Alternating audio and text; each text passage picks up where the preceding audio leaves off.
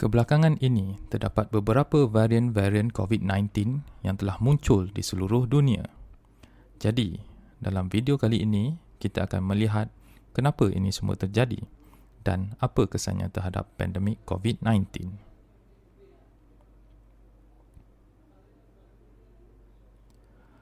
Struktur virus sebenarnya adalah sangat ringkas. Ia terdiri daripada bahan genetik, sama ada DNA atau RNA, yang diliputi oleh protein. Kemungkinan ada di antara kita yang pernah melihat struktur seperti ini. Setiap kod genetik ini mengandungi arahan untuk membuat protein khusus untuk membolehkan virus berfungsi.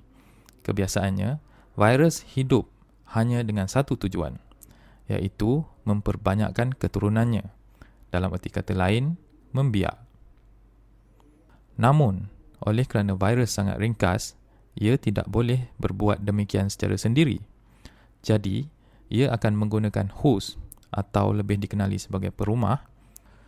Dalam kes COVID-19, virus telah menggunakan manusia sebagai perumah. Setiap kali virus menjangkiti manusia, ia akan membiak, menyalin semula bahan genetik, lagi, dan lagi. Dan di dalam proses ini, ia akan membuat kesilapan. Kadang-kadang sesetengah kod tidak disalin dan kadang-kadang disalin secara terbalik. Kesilapan ini dikenali sebagai mutasi dan mengubah maklumat untuk membuat virus tersebut. Virus yang terubah dari virus asal ini dikenali sebagai varian.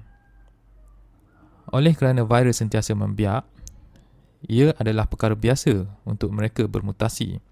Untuk contoh, phylogenetic tree ini menunjukkan varian-varian yang telah terhasil sejak ia mula merebak pada tahun lepas.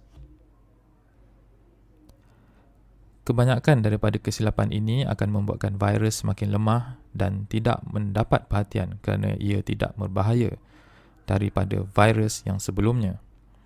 Tetapi, sesetengah mutasi yang berlaku boleh memberikan kelebihan kepada virus untuk menjangkiti perumah.